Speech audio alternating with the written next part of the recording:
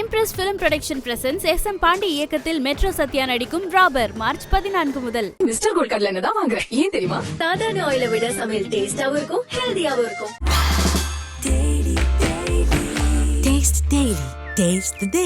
Rajini sir சொல்லுவார், பாடுறது பப்பது பப்பது பாடுறது புரியுது யாருக்காது? யாருக்குமே எனக்கே புரியாது. என்ன சார்னு கேட்பேன். வர்றது வராமல் இருக்காது, வராமல் இருக்கிறது வராதுன்னு. இப்போ உதாரணத்துக்கு 2 நாள் முன்னாடி கூட பம்மல் சம்மந்தம் படம் பார்த்துட்டு இருந்தேன் சார். ஊரில் இருக்க எல்லாருக்குமே வந்துட்டு மெட்ராஸ் வந்துச்சு, எங்கள் அண்ணனுக்கு வரல, ஏன்னா எங்கள் அண்ணன் பாம்பேல இருந்தார். அப்படி அந்த டைலாகா இருக்கட்டு. எப்படி சார் அந்த டிஸ்கவரி சேனல் பார்த்துக்கிறியா? பிராணி பார்க்கலாம். டேய் அதில் அது மட்டும் மட்டும் காட்டுறாங்க. எப்படி இதை ஒர்க் பண்ணுறீங்க? அதெல்லாம் ஸ்பாட்டில் சொல்கிறது தான். கமல் சார் ரொம்ப பிடிச்சிடும். அது வச்சுக்கலாம் அப்படின்னு உடனே கிரேசி மோகன் வந்து, சார் இருக்குது சார் ஒரு லைன் இருக்குது, 10 வருஷம் முன்னாடி பேசின கதை எப்படி ஞாபகத்தில் இருக்கும்? கொஞ்சம் கூட ஞாபகத்தில் இருக்காது. சும்மா உட்காந்து யோசிச்சு அடித்தேன். உடனே கதைக்கு பிறகு பிடிச்சி உடனே ஃபோன் பண்ணாரு. உதயநிதி, செண்பகமூர்த்தி எல்லாம் வந்துட்டாங்க. வந்து சூர்யாலாம் வந்து உட்காந்து கதையை கேட்டு விக்ரம் சார் ரவிக்குமார் ஒர்க் பண்ணார். அதுக்கு மேலே அவர் ஒர்க் பண்ண எந்த படம் ஓடாது. எந்த படம் ரவிக்குமார் அப்படி லக் இருக்குது. என்ன மாதிரியே அவருக்கும் எனக்கும் எந்த படம் ஓடாது. பூஜை போட்டால் நடக்காது. இல்லைப்பா நாளைக்கு இருக்கு சீன் வா அப்படின்னாரு. என்ன இப்படி சொல்ல மாட்டாரு, ஒரு சீன் மேலே கொடுப்பாரு. பார்த்தா அப்போ லிங்குசாமி, ராஜகுமாரன், ஷாஜகான்லாம் அசிஸ்டன்ட் ஆகிட்டுருக்கான். அவங்க சார் கேரக்டர் விட்டுறாதீங்க, சூப்பர் கேரக்டர் இது. எல்லாருக்கும் வணக்கம். வணக்கம் வணக்கம். எப்படி சார் இருக்கீங்க? எல்லாரும் சிறப்பாக மகிழ்ச்சியாக இருக்கும், சந்தோஷமாக இருக்கிறோம். கண்டிப்பாக. இப்போ அண்ணனோட பாடி லாங்குவேஜ் எனக்கு ரொம்ப பிடிக்கும். அதேமாரி ரமேஷ் கண்ணா சார்கிட்ட வந்துட்டு அவரோட அந்த டைலாக் டெலிவரி, அந்த ஒரு விஷயம் எனக்கு ரொம்ப ரொம்ப பிடிக்கும். இப்போ உதாரணத்துக்கு 2 நாள் முன்னாடி கூட பம்மல் சம்மந்தம் படம் பார்த்துட்டு இருந்தேன் சார். அதில் கூட எனக்குமே கூட சம்மந்தம் இருக்குது, ஏன்னா என் பேர் தான் சம்மந்தம். அண்ணா அவனுக்கு புரிஞ்ச மாதிரியே தெரிலண்ணே அப்படின்னு அந்த டைலாக்காக இருக்கட்டும். ஊரில் இருக்க எல்லாருக்குமே வந்துட்டு மெட்ராஸ் வந்துச்சு, எங்கள் அண்ணனுக்கு வரல, ஏன்னா எங்கள் அண்ணன் பாம்பேல இருந்தார். அப்படி அந்த டைலாக்காக இருக்கட்டும். எப்படி சார் அந்த டிஸ்கவரி சேனல் பார்த்துக்கிறியா? பிராணி பார்க்கலாம். டேய் அதில் அது மட்டும் மட்டும் காட்டுறாங்க. இந்த ஒரு விஷயம் இருக்குல்லண்ணே, எப்படி இதை ஒர்க் பண்ணுறீங்க? அதெல்லாம் ஸ்பாட்டில் சொல்கிறது தான். அவர் டிஸ்கவரி சேனல் பார்த்து டைலாக் காட்டு நான் சொல்லிடுவேன். பிராணிக் செக்ஸ் ஒன்று கமல் சார் ரொம்ப பிடிச்சிடும், அது வச்சுக்கலாம் அப்படின்னு. உடனே கிரேசி மோகன் வந்து இன்னொரு ஜோக் சொல்லுவார். இப்படி நாங்கள் டெவலப் பண்ணுறோம் ஸ்பாட்டில். அது கமல் சார் வந்து நீங்கள் நினைக்கிற மாதிரிலாம் கிடையாது. அவரும் கிரேசி மோகன் சேர்ந்தாங்கன்னா ஒரு 3 மணி நேரத்துக்கு போகும் ஜோக்ஸ். ஓகே, நான் அவர் ஒன்று சொல்லுவார், நான் ஒன்று சொல்லுவேன். என்கிட்ட கேட்கலாமான்னு வர என்கிட்ட கேட்குற டே என்ட்டு ஏன்ட்டிடா சொல்லுவார. அந்த ஜோக் சொன்ன உடனே மௌலி சார் வந்தார். கட் ரமேஷ் கண்ணா, இந்த சீன் நான் இன்டர்வல் விடலை, இதுக்கப்புறம் நிறைய சீன் இருக்கு இன்டர்வல் விடுறதுக்கு, நீ இதையே இன்டர்வல் வரைக்கும் கூட்டு போகல. கமல் சார் சைலண்டாக கண்ணை காமிச்சு போயிடுவார் சைலண்டாக. ஏன்னா அவர் மாதிரி கமல் சாருக்கு டெவலப் ஆகிடுவார். அவர் தான் பண்ணார், அவர் நானும் சேர்ந்து தானே பண்ணோம். அதில் திட்டு வாங்குறது நான் பண்ண தான் வாங்குறேன். அதை நான் சொல்லுவேன்ல, சார் கமல் சார் தான் சொன்னார் சொல்லுவேன்ல, அது சொல்லக்கூடாதுன்னு கண்ணை காட்டி போயிடுவார். ஓகே சார், ஒரு ஆக்டருக்கும் நமக்கும் அந்த ஒரு கெமிஸ்ட்ரி ஒர்க் ஆகும்ல சார், அது எப்படி ஒர்க் அவுட் பண்ணிக்கிறது? அந்த ஷூட்டிங் ஸ்பாட்லாம் போனதுக்கப்புறம் அவங்க கூட அந்த ஃப்ரெண்ட் ஆகிக்கிறது அந்த மாதிரியா, இல்லை முன்னாடியே அவங்க நமக்கு ஃப்ரெண்டாக இருந்தால் இந்த விஷயங்கள்லாம் ஒர்க் அவுட் ஆகுமா? அப்படிலாம் கிடையாது. அது ஸ்பாட்டில் வந்து ஆர்டிஸ்ட்டாக பார்க்கும்போது நல்லா அவங்களும் விட்டு கொடுப்பாங்க. அப்போ கமல் சாரும் சரி, ரஜினி சாரும் சரி, அவர் எந்த படம் நடித்தாலும் சரி, அவர் நிறைய விஷயம் நான் பார்த்துருக்கேன். நமக்கு டைலாக் புதுசாக சேர்ப்பாங்க, ஆட் பண்ணுவாங்க, ஆட் பண்ணி நடிப்பாங்க. நடிக்கும் என்ன தெரியுமா, ஷார்ட்டில் வந்து கமல் சார் டைலாக் விட்டுருவார். ஆமாம், எங்களுக்கு சொல்லி கொடுத்து டெவலப் பண்ணோன்னா அவர் விட்டுருவார். அதுமாதிரி ரஜினி சார் அதே மாதிரி தான். அவர் சிகரெட் பிடி ஸ்டைல் இருக்குல்ல, அவர்கிட்ட இன்னொரு 20 ஸ்டைல் இருக்குது. யாருமே அதை பார்த்துடல. இனிமேல் அடுத்த படத்தில் விட்றாருன்னு சொல்ல முடியாது. அப்போ முத்து படத்தில் பொன்னம்மல் நடிக்கிறான். அவன் வந்தோடனே ஒரு வத்திப்பட்டி சிகரெட் கொளுத்தணும். உடனே ரஜினி சார் கூப்பிட்டு அந்த வத்திப்பட்டி எடுத்து உடச்சி ஒரு குச்சி அப்படி தட்டி பத்தே மாலை படத்தில் பாருங்கள், அது ரஜினி சார் சொல்லி கொடுத்த ஸ்டைல் தான். அப்போ நான் கேட்பேன், ஏன் சார் இந்த ஸ்டைல் உங்களுக்கு வச்சுக்கலாம், ஏன் சார் இது மாதிரி நிறைய இருக்குது ரமேஷ் கண்ணா அப்போ அப்படின்ட்டு போவார். அதெல்லாம் அவங்களுக்கு கூட நடித்தா நமக்கு கவலையே கிடையாதுங்க, அவங்க நம்மளை பார்த்துக்குவாங்க. இப்போது சார் இப்போ டைரக்ட் பண்ண வந்த மாதிரி நீங்கள் மறுபடியும் டைரக்ஷன்லாம் போகணுன்னு ஐடியா இருக்கா சார்? யார் எனக்கா? ஏன் நல்லா தானே போயிட்டுருக்குது சார், ஏதாவது பண்ணணும்னு ஆசை? அந்த மாதிரி உங்களோட ஸ்டோரியா அந்த மாதிரி எண்ணமெல்லாம் நான் ஒதுக்கி வச்சு ரொம்ப காலம் ஆயிடுச்சு. ஓகே, ஆனால் அதெல்லாம் ஒரு ஒரு ஒரு comedy out and out comedy film அவர் பண்ணணுங்க. அப்போ தான் வந்து அவருடைய எக்ஸ்பீரியன்ஸ் எல்லாம் அது வந்து வரும். கண்டிப்பாக காமெடி. இப்போ ஆதவன் பண்ண கதை எழுதுனா சும்மா விளையாட்டுத்தனமாக சொன்ன கதை, அது விளையாட்டுத்தனமாக சொன்ன கதையா? ஆமாம், இல்லை அது விஜயகாந்துக்கு நான் பண்ணோம். விஜயகாந்த் பண்ண கொஞ்சம் சீரியஸாக பண்ணோம். நானும் விவேக் சேர்ந்து பண்ணி விவேக்கில் கொண்டு போய் விஜயகாந்த் சொல்லி ராவுத்தரோட சொன்னேன் சார் கதையை.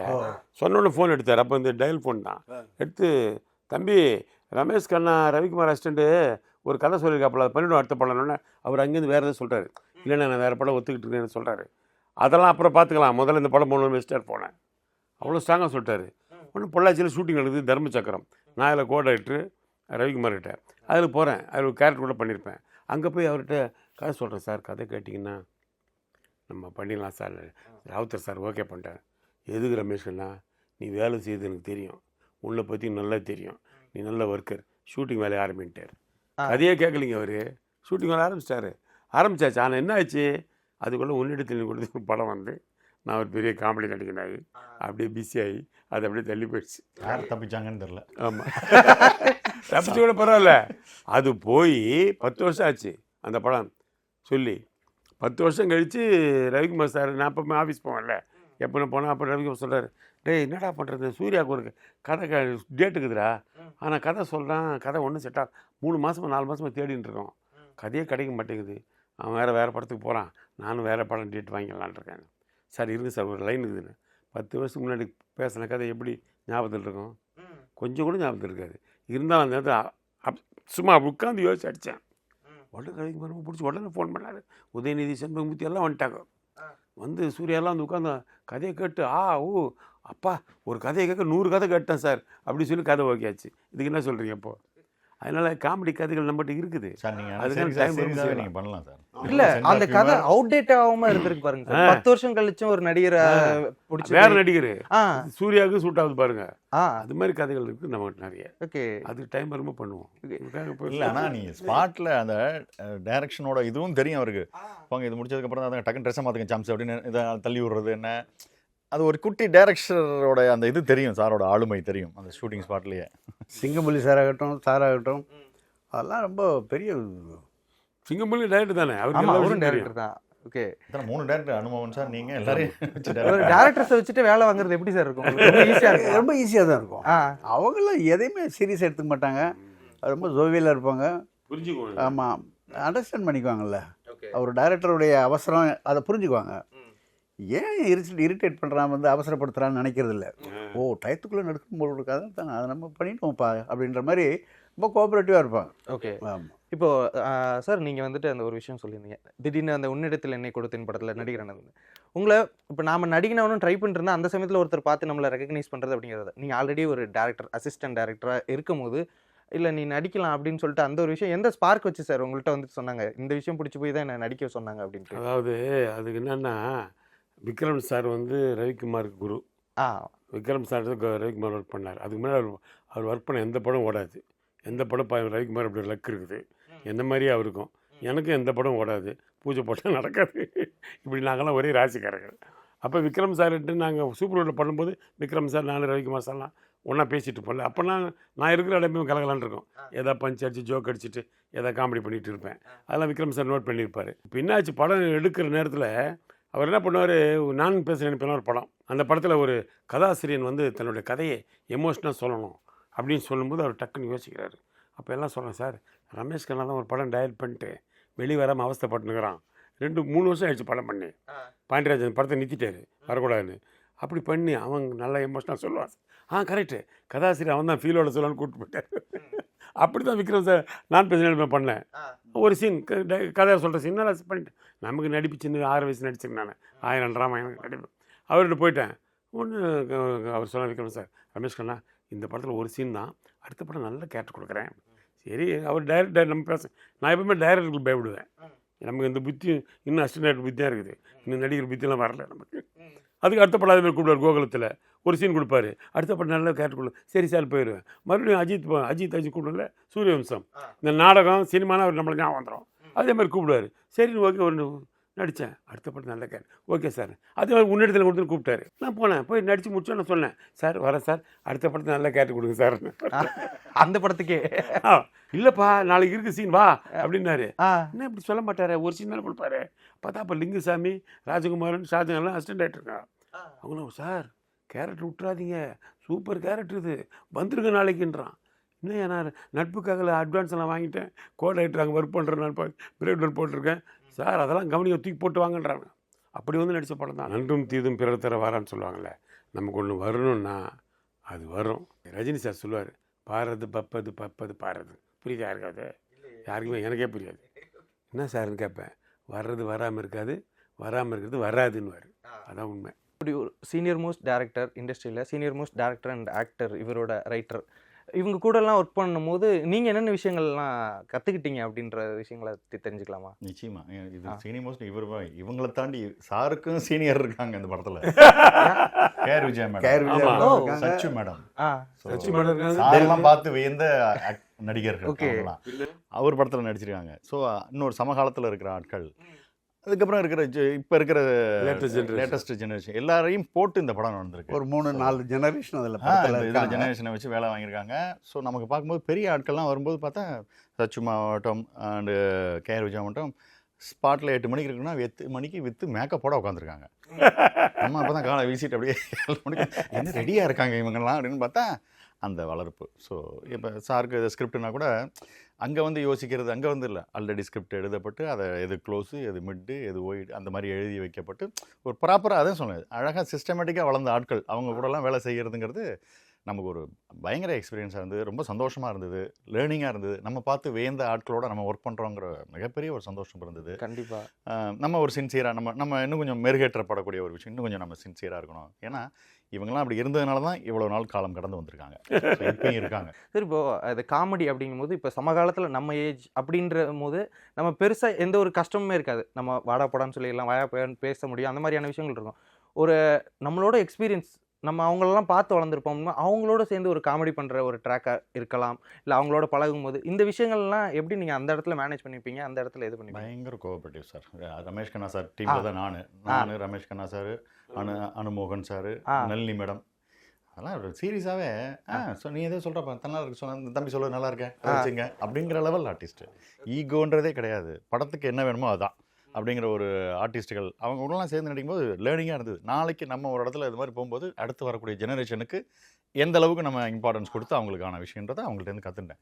இவெல்லாம் துடிப்பார், சீக்கிரம் வாங்க டைம் ஆச்சு, அவன் முடிக்கணும் இன்றைக்குள்ள இந்த சீனை அப்படிமே ப்ரொடியூசர் மாதிரி அவர் பறப்பார். அதுதான் எனக்கு ஆச்சரியமாக இருக்கும் ரமேஷ் அண்ணா சார்ட்ட. ஏன்னா அந்த ஒரு எல்லாருக்குமே ப்ரொடியூசர் நல்லா வைக்கணும், ப்ரொடியூசரை பட்ஜெட்டுக்குள்ளே கரெக்டாக பண்ணி கொடுத்துடணும், நம்ம ஒர்க்கை சின்சியராக பண்ணிடணும்.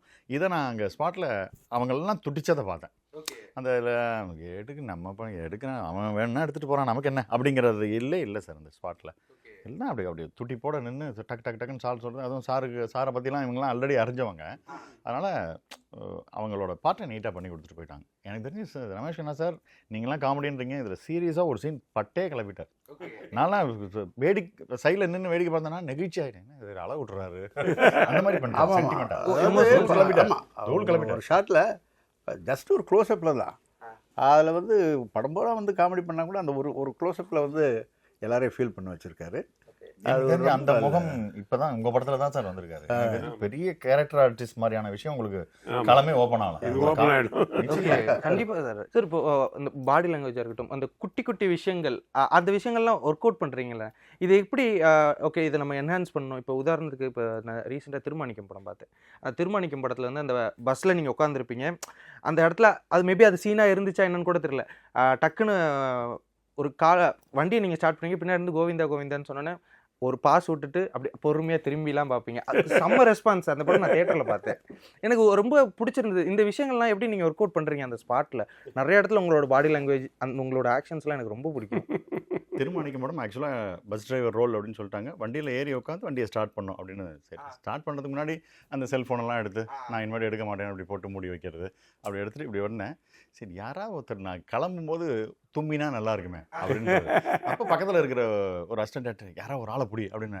அது சார் போகலாமா சார் ஒரு நிமிஷம் யாரை பிடி கண்ணு அசிஸ்டன்ட் டேரக்டர் கிடுக்கிட்டுன்னு ஓட வச்சு அவன் ஒரு தாள் வந்தேன். எங்கே நான் கிளப்பும்போது டக்குன்னு தும்பியான்னு, ஐயோ இது இருமருதியா தும்முறதுன்னா தெரியாதா அப்படி தும்முனையான்னா அவனுக்கு தும்மவே வரல சார். வாழ்க்கையிலே தும்மினதில்லை போல. ஜீவன் வேணாம் வேற ஆளை கொடு. அந்த டேக்குக்கு முன்னால் பறந்தேன் நான். அப்போ கரெக்டாக ஒரு ஆள் வயசான ஒரு ஆள் வந்தேன், நல்லா இருக்கு இந்த ஆள் உட்கார வை. எனக்கு ஒரு 5 வாட்டி அவருக்கு ட்ரைனிங் கொடுத்து நான் கரெக்டாக எங்கள் இடத்துல வைப்பேன். அப்படி போனோம் டக்குன்னு எனக்கு தும்பணும், நான் உங்களை திரும்பி பார்ப்பேன், நீங்கள் அப்படியே வாயை தொடச்சிட்டு அப்படியே பின்னா. இதை ஒரு செட்டப் பண்ணது அங்கே ஸ்பாட்டில். அது பண்ணோன்னே நல்லா இருக்கு அப்படின்னு டேரக்டர் சொல்லிட்டு போய்ட்டு, அதுக்கப்புறம் அவர் எடிட்டிங்கில் போட்டு சிரிச்சிட்டே இருந்து எந்த இது வச்சாலும் இது விட்டுற மாட்டேன் சான்ஸ், எல்லாரும் ரசிக்கிறாங்க, அதெல்லாம் நான் வச்சுறேன். ஸோ அங்கே ஸ்பாட்டில் டெவலப் பண்ணி அங்கே போராடி அந்த இதுக்கு பண்ணேன். இது டேரக்டர் ஆக்சுவலாக சொல்லலை, பட் அவரோட பர்மிஷனோட இது மாதிரி ஒன்று வச்சுக்கலாம் சொன்னோன்னா சரி சரி டக்குன்னு எதாவது பட்டன் பண்ணுங்க அப்படின்ற அவருக்கு அந்த படத்துக்கு அந்த தும்புறதுக்கு சம்மந்தமே இல்லை. ஸோ பட் ஆனாலும் அது ஒரு ரசிக்க அமைஞ்சதுனால அங்கே டெவலப் பண்ணி அங்கே போராடி அதை ரெடி பண்ணி வச்சது அது. சார் இப்போது கொஞ்சம் காதல் கொஞ்சம் மோதல் ரொம்ப வருஷத்துக்கு அப்புறம் ஒரு கம்பேக் கொடுக்குறீங்க சார். இப்போது இண்டஸ்ட்ரி பார்க்கும்போது இடையில நீங்கள் சீரியல்லாம் பண்ணியிருக்கீங்க அப்படிங்கும்போது திரைப்படங்களுக்கு மறுபடியும் ஒரு கம்பேக் அப்படிங்கும்போது எப்படி இருக்குது உங்களுக்கு இப்போது? நாங்கள் வந்து ஸ்ரீகாந்த் சாரை வச்சு படம் எடுக்கணும்னு முடிவு பண்ணதுக்கப்புறம் ஒரு உள்ளத்தை அழித்தா மாதிரி ஊட்டி உரிய உறவு மாதிரி ஒரு லைட்டர் வெயினில் ஒரு காமெடி சப்ஜெக்ட் எடுத்தால் அவருக்கு சூட்டபிளாக இருக்கும் அப்படின்னு நினச்சோம். ரோஜா கூட்டத்துக்கு அப்புறம் வந்து அவர் அப்படி அந்த மாதிரியான ஃபிலிம் பண்ணால் அவருக்கு சூட்டபிளாக இருக்கும்னு முடிவு பண்ணோம். ஸோ அந்த மாதிரி ஒரு romantic comedy film with entertainment வேல்யூட லாட் ஆஃப் ஆர்டிஸ்ட் சாருங்கள்லாம் எல்லாருமே பண்ணியிருக்காங்க. அது வந்து ஒரு பொழுதுபோக்கு சித்திரமாக இருக்கணும்னு முடிவு பண்ணி அந்த படம் எடுத்தோம். சார் இப்போது இந்த டீம் அமைஞ்சது இல்லை சார். இப்போ ஒரு ப்ரொடக்ஷன் வந்துட்டு நம்மளை இது பண்ணுறதா இருக்கட்டும், அப்புறம் அந்த காஸ்டிங் ரமேஷ் கண்ணா சார் அவர் வந்துட்டு உங்கள் படங்களில் எப்படியாவது ஒர்க் பண்ணணும், உங்கள் கூட ஒர்க் பண்ணணும்லாம் ஆசைப்பட்டதா வந்துட்டு ட்ரெய்லர் இல்லை சார். அவர் பெரிய great director, great artist sir. அவர் ஒரு தன்னம்பிக்கைக்காக அப்படி ஒரு தன்னடக்கத்துக்காக அப்படி சொல்கிறாரு தவிர கிரேட் மேன் அவர். ஓகே ஆமாம், அப்படிலாம் இல்லை. சார் ஆஃபீஸ் மதர்லாண்டில் படம் பண்ணுவார். எல்லா படமும் சில்வர் ஜூப்ளி டைரக்டர் தான் ஒரு பேரே. ஓகே, எல்லா படம் சில்வர் ஜூப்ளி பண்ணது எல்லாமே. 10 வருஷத்துல ஒரு 20 படம் பண்ணிருவீங்க. எல்லாமே சில்வர் ஜூப்ளி. அந்த படம் நடக்கும்போது மதர்லாண்டில் அமிலா ரோடில் இருக்குது. நான் நேராக அங்கே போவேன் டெய்லி. இவர்கிட்ட அசிஸ்டன்ட் சேர்ந்தோம், இவர்கிட்ட சான்ஸ் வாங்கி நடிக்கிறதுக்குன்னு. அங்கே உள்ளே விட மாட்டாங்க, அவ்வளோ பந்தோபஸ்து இருக்கும் அந்த இடத்துல. ஓகே, நம்ம பாலானந்து ஒருத்தர் இருந்தார், அவர் வழியிலே வெட்டி விட்டுருவார் சார். ஓ, அப்படிலாம் ஆசைப்பட்ட டேரக்டர் கூட இப்போ நடிக்கிறது பெரிய விஷயம் இல்லையா? ஓகே, யோசிச்சு பாருங்க, எத்தனையோ வருடம் கழிச்சு அந்த கனவு நினைவேறுது. அது எனக்கு ரொம்ப சந்தோஷம்ப்பா, சார் படத்தை நடிக்கிறது. அது லட்சியம் நிறைவேற மாதிரி ஆயிடுச்சு. சார் வந்து இயக்குனருங்கிற ஒரு விஷயத்தை மீறி அவர் வந்து பல வருடமாக வந்து ஒரு சிறப்பான வந்து ஒரு நகைச்சுவை நடிகராக இன்னைக்கு நிலைச்சு நிற்கிறார். அது ஒரு பெரிய சாதனை. அது விக்ரமன் சார் தான். ஆமாம், அது வந்து ரொம்ப பெரிய சாதனைன்னு நான் நினைக்கிறேன். ஓகே, அது எல்லா இயக்குனர்களாலையும் அப்படி ஒரு காமெடியாக நடிக்க முடியாது. சீரியஸாக நடிப்பாங்க, அது மாதிரி காமெடியாக வந்து நடித்து பேர் வாங்குறது ரொம்ப சிரமம். முன்னாடிலேருந்து சாரை பார்த்துருக்கோம். ஆனால் நீங்கள் வந்துட்டு ஒரு விஷயத்த பார்த்துருப்பீங்களா சார்? இப்போ அண்ணனாக இருக்கட்டும், சாராக இருக்கட்டும், 2 பேர்த்திட்டையுமே நான் இந்த விஷயத்தை பார்த்து தான் இம்ப்ரெஸ் ஆகிட்டு இந்த படத்தில் இவங்க இருக்கணும் அப்படின்னு சொல்லிட்டு நான் முடிவு பண்ணது ஏதாவது ஒரு படமோ இல்லை ஏதாவது ஒரு காட்சியோ சொல்ல முடியுமா? இது ஒரு படமா 2 படமா? நிறைய படங்கள் இருக்கு, பட் ஏதோ ஒரு ஒன்று உங்களுக்கு ஃபேவரட். ஃப்ரெண்ட்ஸ் இன்னும் எடுத்துங்களேன். ஃப்ரெண்ட்ஸ் அதில் வந்து கலைக்கிருப்பாங்க. வந்து இவங்க 4 ஃப்ரெண்ட்ஸு சேர்ந்து வடிவேல் சாரோட காமெடி, அதெல்லாம் அவுட்ஸ்டாண்டிங். ஓகே, அதெல்லாம் வந்து மறக்க முடியாத ஒரு காட்சிகள். அதையெல்லாம் பார்த்து தான் வந்து இவங்கெல்லாம் நம்ம படத்தில் இருந்தால் ப்ளஸ் பாயிண்ட்டாக இருக்கும் அப்படின்னு நினச்சது. ஓகே, சாம்சன் என்ன உங்களுக்கு ரொம்ப பிடிச்சது? அவர் வந்து நல்லபடியாக சொல்லுங்கள் சார். அதாவதுங்க, அவர் அந்த ஷார்ட்டில் ஏதாவது ஒரு 2 டைலாகு சொந்தமாக போட்டால் தான் அவருக்கு திருப்தி. நம்ம எழுதி கொடுத்த டைலாகுக்கு மேலே ஏதாவது பேசணும். அந்த மாதிரி அதை இம்ப்ரூவ் பண்ணணுங்கிறதுல அவருக்கு ரொம்ப ஆர்வம். அதாவது எந்த விஷயத்தை செஞ்சாலும் ஒரு இன்வால்மெண்ட்டோட செய்யணும். சும்மா கடனுக்கு கால்ஷீட்டுக்காக வேலை செய்யக்கூடாது அப்படின்னு நினைக்கக்கூடிய ஒரு கேரக்டர் தான் சாம்ஸ். கண்டிப்பாக 2 மணி நேரம் படம் 3 மணி நேரம் ஆனது காரணம் அப்படி இல்லை, எடிட்டருக்கு பயங்கர வேலை எடுத்து போட்டுகிட்டே இருந்தால் வந்துக்கிட்டே இருக்கு இவனு. இல்லை இம்ப்ரூவ்மெண்ட் பண்ணுறதுன்றது வந்து ரொம்ப முக்கியம் இல்லையா? ஏன்னா நமக்கு தெரியாத ஒரு பெர்ஸ்பெக்டிவ்ல அவர் பார்ப்பாரு. ஒரு ஜோக் தான் நல்லா தான் இருக்குது, வச்சுக்கலாமே, அதனால 2 ஜோக் எக்ஸ்ட்ரா வரும். இவர் இருக்காரு, ஒரு டேக் கூட வேஸ்ட் ஆகாமல் ஃபினிஷ் பண்ணுவார். அடுத்த டேக் போக வேண்டிய அவசியமே இல்லை. அவ்வளவு ஃப்ளூயன்சி வந்து அந்த நடிப்பில், அது ரொம்ப பெரிய விஷயம். அது எங்களுக்கு அது இயக்குனராகவும் அவர் இருந்திருக்கிறதுனால ஹெல்ப்ஃபுல்லாக இருந்துட்டு இருப்பாரு. டைரக்டருக்கு எப்படி இருந்தால் சரியாக இருக்கும் அப்படின்னு அவருக்கு இந்த கேஜ் பண்ண தெரியுது. எனக்கு தெரிஞ்சு அந்த கிளைமேக்ஸு சார் எனக்கு தெரிஞ்சு அந்த கிளேட்டர் வர இது எடுத்தாங்க. அது வேற யாராவது இருந்தாங்க, ஒரு வார டேட் ஷெட்யூல் போட்டிருப்பாங்க. ஓகே, அவ்வளோ ஆர்டிஸ்ட்டு எனக்கு தெரிஞ்சு ஒரே நாளா சார்? அது ஒரே நாள். அது கிளைடர்லாம் அந்தந்த ஷார்ட் டிவிஷன்ஸ்லாம் பெரிய மைண்ட்லேயே இருக்குது அவருக்கு எல்லாம். அது எடுப்போம், என்ன எடுக்கிறாங்க, எவ்வளோ தான் முடிச்சிட்டாங்களா அப்படின்னு என்ன தேவையோ எது வரப்போதோ அதுதான் யோசிக்க, அதெல்லாம் எடுத்துட்டாரு. ஆனால் எனக்குலாம் ஷாக்கு, அது ஒரு வாரம் எடுத்தால் தானே அது இருக்கும், எப்படி எடுக்க போகிறாங்க? அவர் செட்டில் ஒரு பக்கம் எங்களோட ஷார்ட் போயிட்டே இருக்கு, அந்த பக்கம் இதுக்கு வீல் அடிச்சிட்டு இருக்கானுங்க, கேட்டர் விமானத்துக்கு வீல் ரெடி ஆகிட்டு இருக்கு, பெயிண்ட் அடிச்சிட்டு இருக்கான். அது ஒரு பக்கம் ரெடி ஆகிட்டு ஒரு பக்கம் முடிச்சிட்டாங்க சீனை. எனக்கு ஆச்சரியமாக இருந்தது. அதுக்கு என்ன காரணம்னா சார், அதெல்லாம் ட்ரையல் அண்ட் எரர். ஒரு தடவை எடுத்து பார்த்து விஎஃப்எக்ஸ் பண்ணி அது என்ன மிஸ்டேக்ஸ் இருக்குது அது மறுபடியும் கரெக்ட் பண்ணி திருப்பி எடுப்பாங்க. நமக்கு ஒரு தடவை எடுக்கிறதுக்கே நேரம் பார்த்து ஆர்டிஸ்ட் இல்லை, கால் சீட் இல்லை, டைம் இல்லை. அப்படி இருக்கும்போது நம்ம வந்து அந்த ப்ரெஷரையெல்லாம் நம்ம வந்து ஃபீல் பண்ணி தான் நம்ம வந்து படம் எடுத்து முடிக்க வேண்டியதாக இருக்குது. ஓகே. பொதுவாக சார் ஒரு நடிகருக்கு பர்ஃபார்ம் பண்ணுறதுக்கு முன்னாடி அவருக்கு இமேஜினேஷன் கண்டிப்பாக வேணும். இமேஜின் பண்ணாமல் நடிக்கவே முடியாது. அதனால ஒவ்வொரு நடிகருக்கும் வந்து ஃபஸ்ட்டு குவாலிட்டி வந்து அந்த இமேஜினேஷன் தான். அது இமேஜின் பண்ணால் தான் அதை வெளியே கொண்டு வர முடியும். அதனால் வந்து ஒரு ரைட்டர் ஒரு முக்கால்வாசி ரைட்டராக அவங்க இருப்பாங்க. அப்போ அந்த இமேஜினரியாக வந்து அவங்க ஃபீல் பண்ண தெரியணும். அதுதான் அது காரணம். அது சொந்தமாக அவங்க டெவலப் ஆக முடியும். பட் எல்லா இயக்குநர்களுமே சார் நகைச்சுவை நடிகர்களுக்கு ஒரு இம்பார்ட்டன்ட் கொடுத்துருவாங்க. ஸோ அதுக்காக தான் அவங்க போடுறாங்க. அவங்க சைட்லேருந்து கொஞ்சம் வரும் அப்படின்றதுக்காக டெஃபினட்டாக எல்லாருமே கொடுங்க. அப்படியே ஸ்கிரிப்டில் இருக்கிறத மட்டும் சொல்லிட்டு நீங்கள் போங்க சார் அப்படின்னு எந்த டேரக்டர் எல்லாரும் சின்னதாக ஒன்று டயலாக் இருக்கிறத சொல்லணும், கொஞ்சோண்டு சேர்க்கலாம். சில பேர் அட்லீஸ்ட் ஃபேஸ் எக்ஸ்பிரஷனில் ஏதாவது பண்ண கூட வச்சுங்க சார். ஏன்னா அதுக்காக தான் அவங்கள போடுறாங்கனால இவங்களும் ஏதாவது சொல்லுவாங்க. ஸோ இந்த படத்துலையும் நான் அதான் சொன்னேன், இம்சை பண்ணியிருக்கேன் சார். டேக் போடுங்க சார், அந்த இதை சொல்லுவேன், என்ன சொல்கிறா வரீங்க திடீர்னு எல்லாம் போனதுக்கு குறுக்கு ஏதோ ஒன்று சொல்கிறீங்களே, சொல்லுங்கள் என்ன வருது பார்க்கலாம் அப்படின்ற மாதிரி நல்ல எல்லாம். அதனால அவரும் யார் அந்த ஆர்டிஸ்ட் பேர்னா வினோதினி. 2 பேரும் ஷார்ட்டுக்கு முன்னாடி 2 பேரும் ஏதோ பேசிக்கோங்க, பேசி டெவலப் பண்ண. நான் அப்படியே முறைச்சி பார்த்தேன், ஷார்ட் வேறு முடிய போது முதல்ல டெவலப் பண்ணிட்டா பரவாயில்ல சார், டைமிங் போதில்ல இல்லை. அதனால் அதுக்குள்ளே ஏதோ ஒரு பிளான் பண்ணி ஒரு மாதிரி செட்டப் பண்ணி டைரக்டர் விட்டு ஓகே வாங்கிடுவாங்க. சார் இப்போ இந்த படம் வருது, கொஞ்சம் காதல் கொஞ்சம் முதல், யார் டேரக்டர் அப்படின்னு சொல்லிட்டு நம்ம போய் பார்க்கும்போது நிறைய படங்கள் பெரிய பெரிய heroes, Vijayakanth sir, Murali sir, Kannada actor Vishnuvardhan, எல்லா பெரிய ஹீரோஸ் வச்சு எடுத்திருக்கீங்க படம். இவ்வளோ படம் வெற்றி படங்கள், நிறைய விருதுகள் வாங்கியிருக்கீங்க. அப்படிங்கும்போது இவ்வளோ பெரிய கேப் எதனால சார்? அது நான் வந்து டைரக்டராக மட்டும் இருந்திருக்கலாம். அதில் ஒரு 6 படம் எடுத்தேன். அதில் ஆமாம் ப்ரொடியூசராக இருந்து 6 படத்தை தயாரித்தேன். அதில் வந்து அப்செட்டு, அதில் ஒரு தேக்க நிலை வர்றதுக்கு காரணமாகிடுச்சு. அது வந்து தொடர முடியல, சினிமாவில் வந்து தொடர முடியல. ஒரு லாங் கேப்புக்கு அப்புறம் மறுபடியும் ஃபில்ம் பண்ணணும்னு ஆள் மனசில் இருந்துக்கிட்டே இருக்குது. நம்ம வந்து ஒரு தோல்வியில் வந்து இந்த சினிமாவிலேருந்து போகக்கூடாது அப்படிங்கிற ஒரு வைராகியம் இருந்தது. நல்ல வைராகியம். ஆமாம், அதனால தான் மறுபடியும் சூப்பர் படம் பண்ணுறதுக்கு உண்டான சந்தர்ப்பம். பெரிய இன்ஸ்பிரேஷன் சார். சாரோட காலத்தில் இருக்கிற இயக்குநர்கள் எனக்கு தெரிஞ்சு இப்போ படம் எடுக்கல. ஆமாம், ஆனால் இவர் எடுக்க வந்திருக்காரு. என்னன்னு பாருங்க, பெரிய உதாரணமாக இருப்பார் சார். அப்போ கண்டிப்பாக எடுக்கலாம் போல இருக்குன்னு பல பேர் தூசி தட்டி பல ஸ்கிரிப்ட் எடுறா, எம்ஜிஆர் எழுதி வச்சதெல்லாம் எடு, சிவாஜி அன்றைக்கி செல்வமணி சார் கூட சொன்னார். இது பார்த்ததுக்கு அப்புறம் நான் கூட ஒரு படம் ஏன் எடுக்கக்கூடாது, படம் டைரக்ட் பண்ணக்கூடாதுன்னு நினச்சேன் அப்படின்னாரு. அது மாதிரி எல்லாம் சொல்லுவாங்க, ஹாலிவுட்டில் வந்து வயசானா தான் வந்து மரியாதைன்னு, இங்கே வயசானா வந்து மரியாதை குறையுது. அது இந்த படத்துக்கு அப்புறம் மாறும். எல்லாரும் வயசான கூப்பிடுவாங்க. இல்லை, இப்போ யங்ஸ்டர்ஸுக்கு தானே வந்து இப்போ அவங்க தான் கொஞ்சம் புதுசாக திங்க் பண்ணுறாங்க. அது வாஸ்தவமும் கூட, அது இல்லைன்னு சொல்ல முடியாது. பட் அதுக்காக அதே மாதிரி எக்ஸ்பீரியன்ஸ் ஆனவங்க திங்க் பண்ண முடியாதுன்னு சொல்லவும் முடியாது. கண்டிப்பாக. ஆமாம் சார், இப்போ இந்த 30 வருஷங்கிறது ரொம்ப சாதாரண விஷயம் இல்லை சார். இப்போ அந்த 30 வருஷமும் வைராக்கியமாக இதை பிடிச்சி வச்சிருக்கீங்கல்ல, கண்டிப்பாக படம் பண்ணி ஆகணும்னு. ஆமாம், அந்த பிடிச்சி வைக்கிறதுக்கு ஏதோ ஒன்று நம்ம கூட நின்றுக்கணும், இல்லை ஏதோ ஒரு விஷயம் சப்போர்ட்டிவாக இருந்திருக்கணும். என்ன விஷயம் சார்? அது காரணம் வந்து காலேஜ் படிக்கும்போது எப்படி சினிமாவுக்கு வரணும்னு நினச்சோமோ அதே நினைப்பு தானே டில் எண்டு வரைக்கும் இருக்கும். அதனால் அந்த உணர்வு தான் நம்மளை மறுபடியும் உள்ளே கொண்டு வந்து எடுத்தது. தவிர எங்களை மாதிரி ஆர்டிஸ்ட்லாம் வச்சு எடுக்கணும்னு ஒரு ஆசை இருக்கணும் இல்லையா? ஆனால் இப்போ இந்த படத்தை தாண்டி சில ஷூட்டிங் அனுபவங்கள் எனக்கு தெரிஞ்சுக்கணும்னு ஆசை. இப்போ அந்த எப்போ எல்லாருமே உங்கள்கிட்ட கேட்பாங்க அந்த பயணம் பட காமெடி சீன், ஏன்னா அது வந்து ஒரு எவர் கிரீனான ஒரு காமெடி சீன், எல்லாருக்கும் தெரியும். எனக்கு அந்த படம் பார்க்கும்போது இந்த சீனை சாம்சன் வந்து எதை யோசிச்சு எந்த ஹீரோ யோசிச்சு பேசியிருப்பாரு அப்படின்ற மாதிரி எனக்கு அடிக்கடி நான் யோசிச்சிருக்கேன். யாரை நீ யோசிச்சு பேசியிருக்கீங்க? கேள்வி போலாமா, ஏதோ கோத்து விட்டுருவார் போல.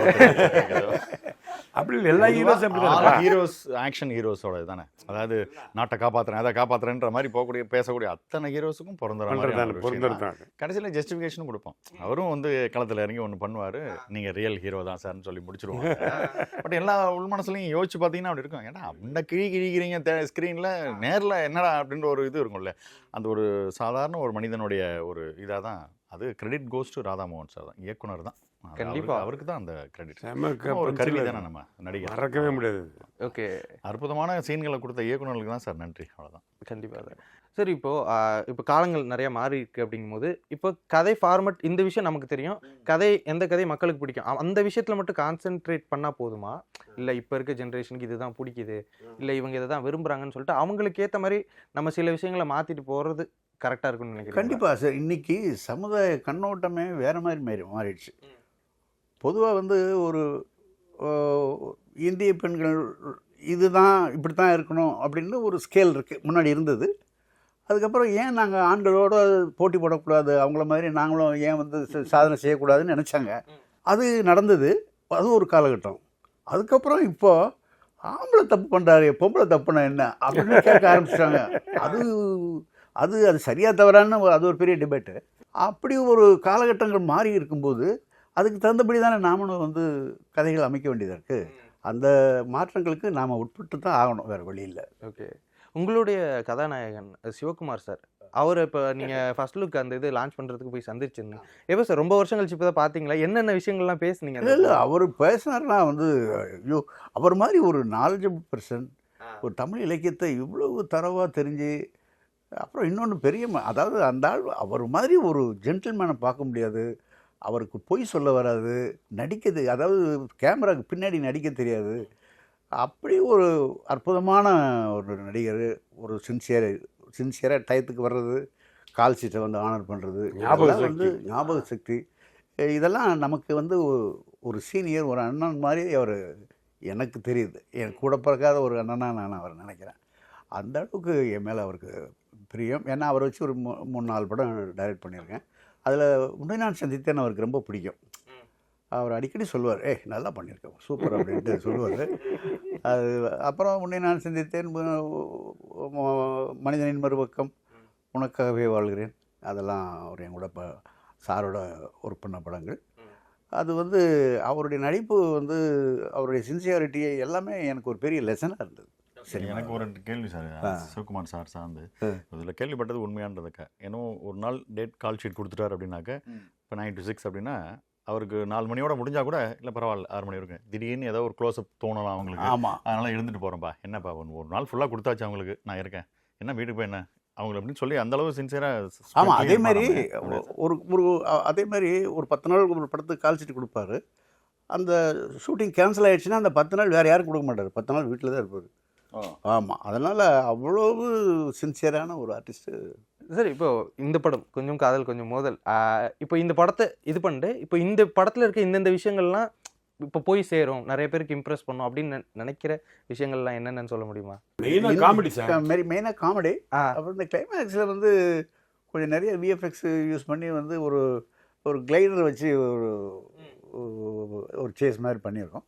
அது ஜனங்களை என்டர்டெயின்மெண்ட்டாக இருக்கும்னு நினைக்கிறேன். ஒரு காமெடி என்டர்டெயின்மெண்ட்டாக இருக்கும். அது ஒரு சீரியஸாக இல்லை, அது ஒரு காமெடியான ஒரு சேஸ். அது வந்து ஹைலைட்டாக இருக்கும்னு நான் நினைக்கிறேன். கண்டிப்பாக. ஆமாம் சார், ஒரு சாங் போட்டு காமிச்சாங்க, ஆடியோ சாங் போட்டு காமிச்சாங்கல்ல, சாங்கிலே கதை வரும் சார் ஒரு படத்தில். அதான் சார் முக்கியம். ஒரு படம் பார்க்கும்போது சாங் போட்டோன்னு ஏன் எழுந்து போயிடுறாங்க, அதில் ஒன்றும் இல்லைன்னா எழுந்து போயிடுவானுங்க. ஒரு படத்தில் சாங்கிலே கதை தெரியும், இவன் அவனை சீட் பண்ணுறான், அவன் இவனை இது ஏதோ இருக்குடா அப்படின்னு இன்ட்ரெஸ்ட் கொண்டாந்துறாரு படத்துலேயே இருக்கு. அப்படி அதனால் அந்த படம் பூரா அந்த இன்ட்ரெஸ்ட் இருக்குது கிடையாது படத்தில். இப்போ நிறைய குடும்பப்பாங்கான படங்கள் இப்போ ஒரு மாதிரி இப்போ ஹிட் ஆகிட்டு வந்துட்டு இருக்குல்ல, குடும்பஸ்தன்ற படத்துக்கு அப்புறம் இது ஒரு ஜாலியான ஒரு கலாட்டா கல்யாணம். இல்லை, பொதுவாக வந்து கலாட்டா கல்யாணம் கரெக்ட், அந்த மாதிரி படம்ல இருக்கும் சார். பக்கா கலாட்டா கல்யாணம் தான் எல்லாமே. இப்போ கொஞ்சம் சீரியஸான ஒரு அடிதடி படங்களாக இருக்குது, எமோஷனல் ட்ராமா இருக்குது, ரொம்ப ஹெவியாக இருக்குது. ஒரு லைட் வெயினாக இருந்தால் ஒரு சேஞ்சாக இருக்குமோ அப்படின்னு நினச்சேன். கண்டிப்பாக இருக்குது சார், கண்டிப்பாக இருக்கும், கண்டிப்பாக இருக்குது. ஏன்னா இப்போல்லாம் எப்படின்னா நீங்கள் வந்து ஒரு டைரக்ட் பண்ண போனோம்னா கதையை புதுசாக எடுத்துகிட்டு போகலாம். புதுசாக ஒரு துப்பாக்கி கண்டுபிடிச்சிட்டு போனீங்கன்னா டைரக்டர் ஆகிடலாம். இப்போ அப்படி ஆயிடுச்சு. சுடுறது புதுசாக இருக்கணும், இல்லை நிறைய 4-5 ட்ரம்மு பிளட்டு வேணும், அப்படி தான் ஆச்சு. யாருமே கதையை வந்து பார்க்குறதே கிடையாது. யாரை பார்த்தா சுட்டுனே இருக்கானுங்க. பேய் பிசாஸ்லாம் கொஞ்சம் கூப்பிட்டுக்கணும். ஓகே சார், உங்களுடைய எல்லா படங்களுக்குமே இளையராஜா அவர்கள் தான் மியூசிக். ஆமாம். இப்போ இது பண்ணல, இப்போ பண்ணும்போது ஏதாவது போய் சொன்னீங்களா அவர்கிட்ட? இல்லை, அவர் எனக்கு நான் பண்ண 20 படங்களில் 15 படங்கள் அவர் மியூசிக் பண்ணியிருக்காரு. என்னுடைய வெற்றிக்கு அவர் தான் காரணமாக இருந்திருக்கார். முதல் காரணம் அவர் தான், அவருடைய பாடல்கள் தான். அதனால் வந்து அவர் இல்லாமல் அப்போ நாங்கள் படமே யோசிக்கலை. ஆனால் இப்போ காலகட்டத்தில் வந்து எங்களுக்கு இது ஒரு பட்ஜெட் ஃபிலிம், அதனால் அவ்வளவு ஸ்பெண்ட் பண்ண முடியாது மியூசிக்கு. அந்த ஒரே ஒரு காரணத்தினால ராஜா சாரை நம்ம திங்க் பண்ணல. ஒரு new music director RK Sundar அப்படின்ட்டு அவரை மியூசிக் பண்ண வச்சுருக்கோம். இப்போ எல்லாம் பாட்டுகள் எல்லாம் வந்து இப்போ வேறு மாதிரி இருக்குது. மியூசிக் ப்ரொடக்ஷன் மாதிரி தான் இருக்கே தவிர மியூசிக் கிரியேஷனாக இல்லை. ஓகே. அதனால் அப்போ கூட இந்த ட்ரெண்டுக்கு நம்ம வந்து மாறணும் அப்படின்னு கொஞ்சம் தோணலை. நமக்கு ஒரு மெலடியாக இருக்கட்டுமே அப்படின்னு தான் நம்ம பேசிக்கலாகவே அந்த டேஸ்ட் இருக்கிறதுனால இந்த ட்ரெண்டுக்கு மேட்ச் ஆகலைன்னா கூட பரவாயில்லை, இந்த கதைக்கு இது கரெக்டாக இருக்கும் அப்படின்னு நம்ம டிசைட் பண்ணோம். அதே மாதிரி தான் அவர் வந்து எல்லா சாங்ஸும் ஒரு மெலடி சாங்ஸை போட்டிருக்காரு. அது ரசிகர்களை கவருங்கிற நம்பிக்கை இருக்குது. கண்டிப்பாக ஒரு லைட் ஹார்ட்டடாக எல்லாருக்குமே பார்க்கணுன்ற அந்த ஒரு ஆர்வம் இருக்குது. அந்த மாதிரியான ஒரு படங்கள் வரும்போது கண்டிப்பாக இந்த படத்துக்கும் மிகப்பெரிய வரவேற்பு வரும் அப்படின்னு சொல்லிட்டு சினி உலகம் சார்பாக வாழ்த்துக்கள் தெரிவிச்சுக்கிறேன் சார். தேங்க்யூ. நன்றி சார். நன்றி. வாழ்த்துக்கள். Impress film production presents SM Pandi இயக்கத்தில் மெட்ரோ சத்யா நடிக்கும் ராபர் மார்ச் 14 முதல். மிஸ்டர் கோல்ட் கடலை தான் வாங்குறேன். ஏன் தெரியுமா? சாதாரண ஆயிலை விட சமையல் டேஸ்டாவும் இருக்கும், ஹெல்தியாவும் இருக்கும். Taste the Daily.